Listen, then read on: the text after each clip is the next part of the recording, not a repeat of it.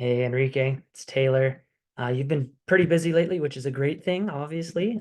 So I thought I'd just put together a quick little video for you to go through the audits and the information that I sent over to you, just to be able to help you digest it a little bit more. That way, we can chat this way if we need to, at least for the short term, just so that we can get the information in front of you that you need. So I am going to share my screen with you and walk you through this audit. All right, so I'm going to be looking off screen here because I've got the audit over here on my other screen so that I can read it over to you. So within this audit, you may have noticed that there's little tables of contents here. So you can click through to any of these different sections and it'll take you immediately down to that particular section. Okay. So first thing that I want to draw your attention to, and honestly is probably the most important thing on this entire audit, is the keyword research. Okay, any research that we do, any keywords that we try to rank for really need to be research driven because we don't want to just rank for anything, right? We could rank number one for some random keyword that doesn't matter and it's not going to get us any business, right? So we want to be very careful about the types of keywords that we select to go after. And honestly, this is not a comprehensive list, right? Idaho is, even though the population may be small, it's still a pretty big state with a lot of different cities that have search volume coming out of them. So this is just kind of a sampling of the different areas that we could target. If they say commercial intent, that means that when somebody types in that type of a keyword, they are looking to buy. Okay, so those are the highest value keywords that we would want to rank for stuff like Boise motorcycle accident, Idaho car accident, lawyer, car accidents in Idaho, motorcycle accident, stuff of that nature generally is going to signal that they want to be able to buy something immediately from that search. Then there are informational searches that does Idaho have a helmet law, for example, aren't necessarily commercial in intent. They're not trying to buy something. They're looking for information. These are important because we use informational and navigational keywords for that matter to be able to help our site rank for the commercial keywords. So it's really a stepping stone. There's also a strategy that we call top of funnel SEO, where we can target these specific types of keywords just to get our brand in front of more people. So if somebody's specifically looking in Idaho for helmet laws, they're potentially going to be the type of person that we would want to have on our radar because maybe they're going to get into a motorcycle accident at some point. And if they've done these searches and they find our site, we'll be the first one that comes to mind for them to hire. So there's a couple of different strategies with that. But at the end of the day, it really is just to help you rank for those commercial intent keywords. Okay, so once we've identified those commercial intent keywords, informational keywords, and different keywords that have volume, we then say, okay, what do we need to do to rank for them? Title tags are the most important factor in on-site SEO. So that is just the blue link that shows up in search that you click on. That is the title tag of a website. Excuse me. So we want those title tags to be specific to the keywords that we are trying to rank for. Right now, we're not really doing that simply because the site hasn't been set up really for any location, let alone for Idaho. So on the homepage, we've got something like this where it's Serena and Associates, and then it's got your name there at the end. I would want to have something like this, right? Where we say Idaho personal injury attorney, and then we have the brand name after that. Having that keyword come first just helps improve the likelihood that we're going to be able to rank more quickly inside of a market like Idaho. Okay. Meta descriptions are just the text that are below the blue link in search, below the title tag, and they really are just describing the result that someone's about to click on or the site that someone's about to visit. So we don't have any meta description set up on the site right now. So that's something that we would want to address immediately so that people can understand what they're clicking on before they click it. Heading tags, those are just when you click on a page and you get taken to a particular page on a website, it's the first little title that comes up on the site or on the page there that you visit. So if it's Idaho car accident attorney, you would expect that to be the title of the page as well. Now, the H1s on the site, there's several pages that don't have any. And then again, they're just not really optimized. So that would be something, again, that we would want to dive into to improve. The content on the site, we just need to make sure that it's long enough. So right now there's a lot of short content on the site that's less than 1,000 words. We want to be able to increase that to about 1,000 words to be able to have the best shot at ranking. And then we want to look at the number of pages that we have on our site. So for example, we've got 5 pages that Google can see on enriqueserena.com. Whereas for people like BAM Injury Law or Parker and McConkey, these are all Idaho-based personal injury lawyers. They've got, in most cases, hundreds of pages. BAM injury log kind of gets away with having a few less, but still 63 to 5 isn't going to get it done, right? We need to be able to generate additional content for the website to be able to rank. Okay, so let's talk quickly. We don't need to talk about canonicals. You're good there. That's really just saying, hey, do you have an SSL certificate and have HTTPS instead of just HTTP? We don't really need to dive into that. It's set up the way it needs to be, but we just want to make sure we continue to have that SSL certificate on the website. Now, website performance. This is a tool straight from Google. Okay, Google created this for people to use where they will give you a performance score on how the site is essentially coded and from a technical standpoint. So it kicks back a score that's 0 to 100. Anything less than 90 generally is going to hurt how we are going to rank in search results. So a score of 75, while it's not terrible, we still want to improve that if we want to be able to have the best shot at ranking. Excuse me. Last thing with the website piece here is going to be the schema markup on the site. So I don't want to necessarily dive too much into the schema besides the fact that it's something that you need on your website. It's just a different type of language that Google, Bing, and Yahoo all three co-created. So it's a universal language between any of the search engines. And it's essentially just describing your pages better. And the more schema we have on the site, the better we are generally going to rank. Okay. So we don't have any 404 errors. Your images on the site right now are great. We just want to make sure we continue to compress those images so they're not, 5 MB images. Those really slow down and impact that score that Google gives us. Don't really want to go over content or last contentful paint. Okay, here's an important piece. The XML map on your site was not set up properly, so it's more difficult for Google to be able to crawl the site. So we would want to get this fixed so that when Google comes to your XML map, they can see all of the different pages on the website, and it's far more easy for them to crawl it, which helps improve how well you're going to rank in search results. The robot.txt, you have the file set up, but it was empty. There wasn't anything in it. And it's because the site's small, right? If there's only 5 pages, you really don't need this. Robot.txt really just tells Google which pages on the site to ignore and which ones it should visit. We already talked about HTTPS. Okay, link acquisition. So this is a really, really important point. If you take nothing else away from this conversation, let's make sure we understand link acquisition. So when I say link acquisition, all I'm talking about is when you have other sites that link over to your site. Okay, so it's like a blog that links over to you as a source or a news article that links back to your website. The more of those we can get, the better you will rank over time. Super simplistic. There's a couple of things I'll go over here in just a second, but to keep it simple for now, the more links you have, generally speaking, the better you're going to rank. So on your particular site, we really don't have any links, right? We've got 10 total backlinks and 1 referring domain. Again, without getting too technical, referring domains are just unique websites. So you can get 10 backlinks from a single site, but it's far more valuable to have multiple referring domains rather than one domain with 1,000 links coming from it. So this really hasn't been a focus, obviously, since you really haven't done a ton of SEO on your site before. So we would really need to ramp up and increase the number of links that you have on your site for this specific reason. Okay, if we've got 1 referring domain built out to our site, we're not even going to compete with these types of guys that have, a little over 1,000. We've got, again, BAM is an exception, but they've got 57 links built out to their site to be able to rank. And then it looks like this is Hepworth. They've got 256 links that have been built out to their site. So short story, we've got to increase the number of people that are linking to our site if we want to be able to rank in for the more competitive keywords like Boise car accident or Idaho personal injury attorney or whatever the case is. Like I said, there's a lot more that goes in the links than just the number of links. So the number is one of the more important things, but the quality of the links matter. So we don't just want to get blog comment spam or anything like that. The velocity or how quickly you are building links to the site also matters. We have to be careful initially where you don't have a lot of links. We really just need to kind of start with a trickle and then slowly ramp up the number of links coming to the site over time. Otherwise, we could trip what's called the penguin filter or the penguin, algorithm, which any bad links that are built out to the site can not only not help us rank, but they could actually hurt how we rank in site search results.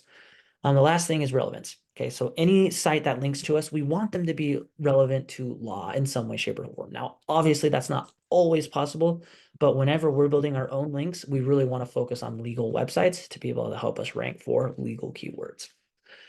Okay, and that's really the audit in a nutshell. So to try to simplify this just a little bit, technical SEO needs to be buttoned up on the site, right? There's a couple of problems that we have with the site, like the title tags, H1s, meta descriptions, items like that.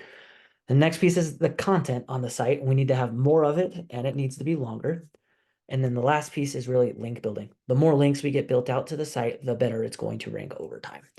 And then down here is just a quick summary of each of these different items that I just discussed, but those are the things that you really would want to be looking at to be able to help you understand quickly, like, okay, what's Taylor really talking about here?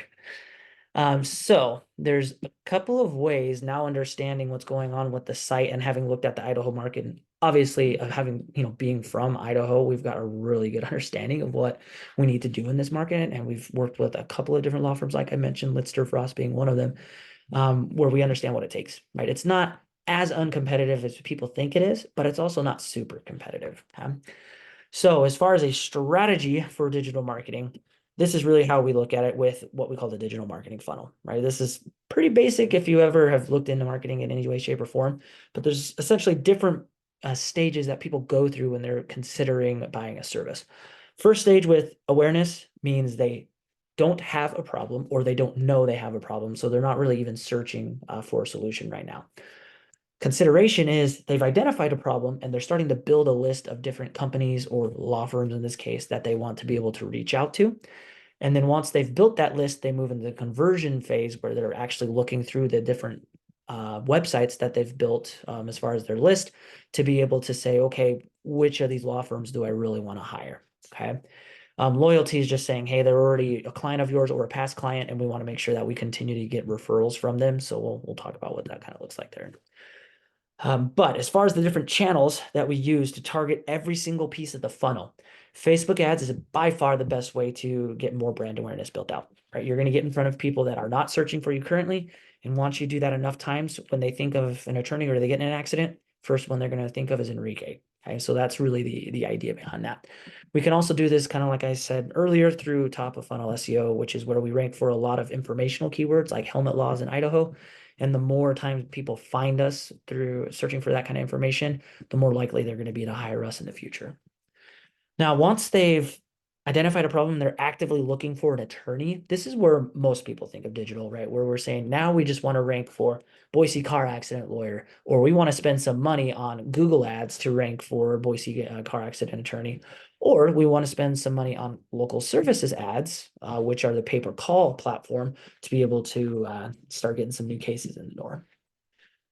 So those are, again, more traditional forms. People really understand those pretty well. So I won't talk a ton about those, but I do want to talk a little bit more about the conversion side.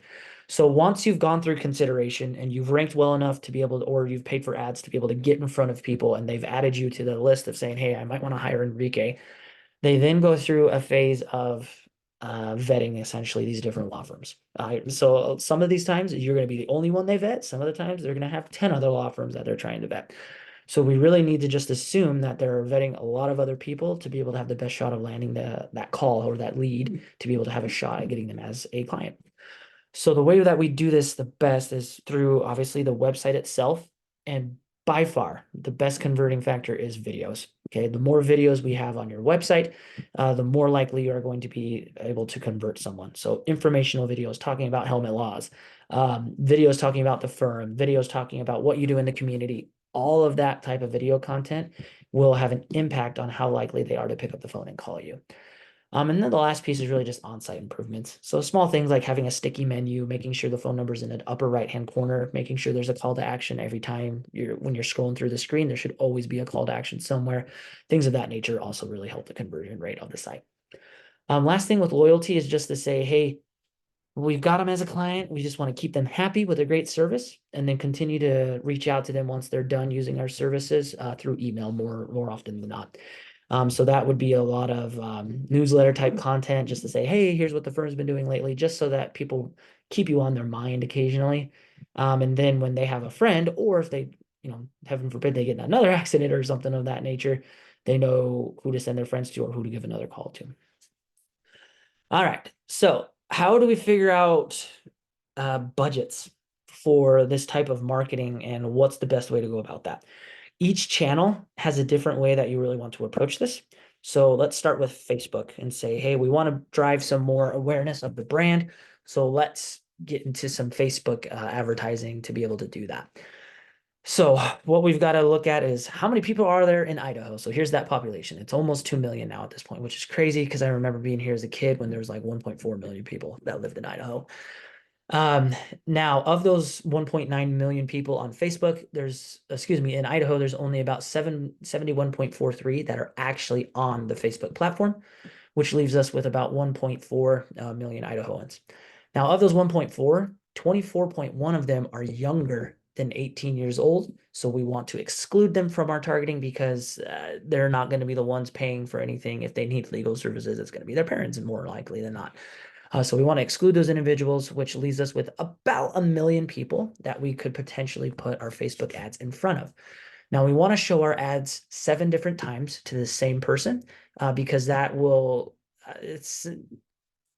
comes down to just psychology and understanding the brain. Once somebody sees something 7 times, generally they're going to remember that thing when they see it again. So if we're going to do that with about 1 million people, we need a little over 7 million impressions or times that people see the ad to be able to do this in the entire state of Idaho. Facebook charges about $10 per 1,000 impressions. So if we do the math, that's about $73,500 to be able to get in front of everybody in Idaho 7 different times that are actually on the Facebook platform. Now, this is a long-term goal. Okay, we're not obviously going to drop that amount in a single month, nor is that really advisable. I don't think that's really going to get the results that we want. So we want to spread this out over a long period of time. So I would generally say, hey, over the course of 3 years, we should be able to get in front of every single person in Idaho at least 7 times. And then the idea is to continue to do that, right? We want to continue to get in front of these people as many times as we can. So what that would really tell us is if the budget would be about $73,500, we would need $2,000 if you spread that out over 36 months to be able to get that accomplished. So that's just a rough guesstimate of how we come down to, okay, this is what the Facebook ad budget needs to be. Okay, hopefully that made sense. Direct intent marketing. So this is where we start talking a little bit more about SEO and how much potential there is for cases using SEO. So in Idaho, this is just an estimate of the number of personal injury cases that are brought on a yearly basis. It's about 2,000. Okay, so if we take those 2,000, there's some research that shows about 57% of people hire an attorney from an online source, meaning they don't get a referral, they don't look anywhere else, they go online, they perform a search to be able to find an attorney. So that would mean there's about 1,100 of those different cases out there that you could get from online means, mostly obviously through SEO. So what we then have to understand once we identify, okay, it looks like it would make sense, right? If there's that many cases in the state of Idaho, then we want to be able to run some SEO to be able to get this done. The budgets are then dictated upon how many links we need, how much content we need, how much needs to be done on the site, which is all inside of that audit, right? We look at our competitors and we say, okay, what do we need to do to be able to compete? And then we say, okay, based on all of those variables, this is how much money we think we would need to invest into an SEO strategy to be successful.